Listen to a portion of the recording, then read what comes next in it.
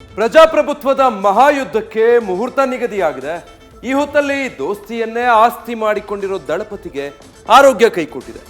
ಹೀಗಾಗಿ ಚುನಾವಣೆ ಟೈಮಲ್ಲಿ ಕುಮಾರಸ್ವಾಮಿ ಶಸ್ತ್ರಚಿಕಿತ್ಸೆಯ ಮೊರೆ ಹೋಗಲಿದ್ದಾರೆ. ಎಚ್ಡಿಕೆ ಅನುಪಸ್ಥಿತಿಯಲ್ಲಿ ಲೋಕ ಸಮರದ ಅಖಾಡದಲ್ಲಿ ನಿಖಿಲ್ ಪ್ರಚಾರದ ಭರಾಟೆ ನಡೆಸೋದಕ್ಕೆ ಸಜ್ಜಾಗಿದ್ದಾರೆ.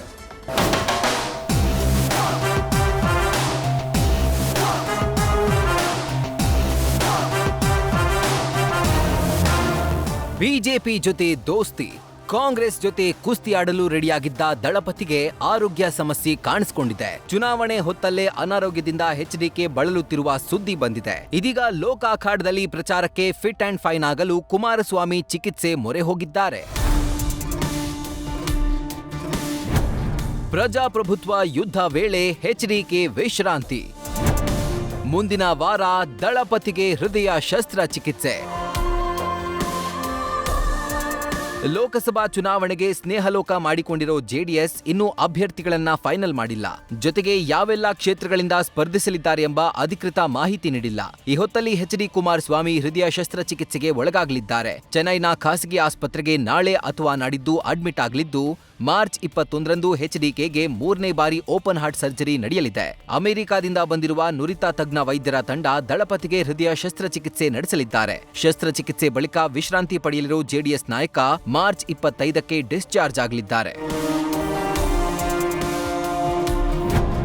ಲೋಕಸಭೆ ಕುರುಕ್ಷೇತ್ರದಲ್ಲಿ ಮತ್ತೆ ಅಭಿಮನ್ಯು ಎಂಟ್ರಿ. ತಂದೆಯ ಅನುಪಸ್ಥಿತಿಯಲ್ಲಿ ಕ್ಯಾಂಪೇನ್ನ ಉಸ್ತುವಾರಿ. ಮೊನ್ನೆಯಷ್ಟೇ ಮಂಡ್ಯದಲ್ಲಿ ನಡೆದ ಕಾರ್ಯಕರ್ತರ ಸಭೆಯಲ್ಲಿ ತಂದೆಯ ಅನಾರೋಗ್ಯ ಕಂಡು ನಿಖಿಲ್ ಕುಮಾರಸ್ವಾಮಿ ಭಾವುಕರಾಗಿದ್ರು. ಮತ್ತೆ ಆಸ್ಪತ್ರೆಗೆ ದಾಖಲಾಗ್ತಾರೆ ಅಂತ ಭಾವುಕ ಮಾತುಗಳನ್ನಾಡಿದ್ರು.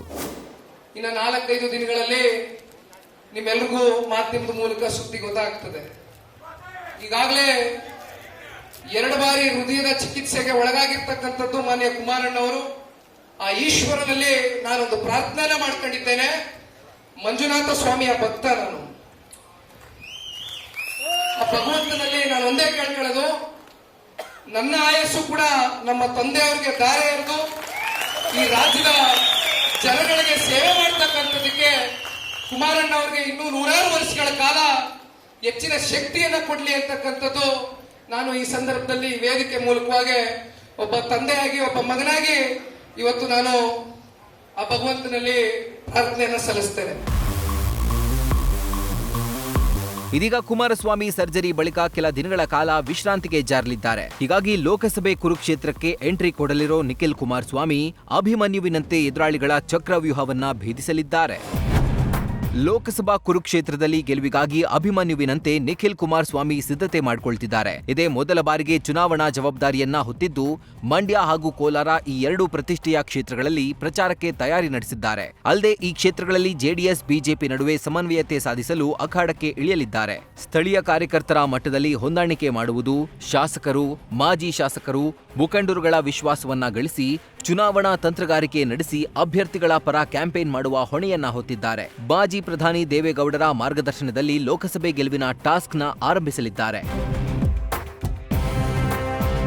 ಒಟ್ಟಾರೆ ಕುಮಾರಸ್ವಾಮಿ ಅನುಪಸ್ಥಿತಿಯಲ್ಲಿ ಸ್ನೇಹಲೋಕವನ್ನ ನಿಖಿಲ್ ನಿಭಾಯಿಸಲಿದ್ದಾರೆ. ಇದೇ ಮೊದಲ ಬಾರಿಗೆ ಲೋಕದ ಭಾರವನ್ನ ಹೆಗಲ ಮೇಲೆ ಹೊತ್ತು ಮುನ್ನಡೆಯಲಿದ್ದಾರೆ. ಇದೀಗ ಜೆಡಿಎಸ್ ಯುವರಾಜನ ರಣತಂತ್ರ ವರ್ಕೌಟ್ ಆಗುತ್ತಾ ಇಲ್ವಾ ಅನ್ನೋದು ಜೂನ್ 4ಕ್ಕೆ ಗೊತ್ತಾಗಲಿದೆ. Manjunath, political bureau, News First. News First ನಿರ್ಭೀತಿಯಿಂದ ನಿಮ್ಮ ಪರವಾಗಿ.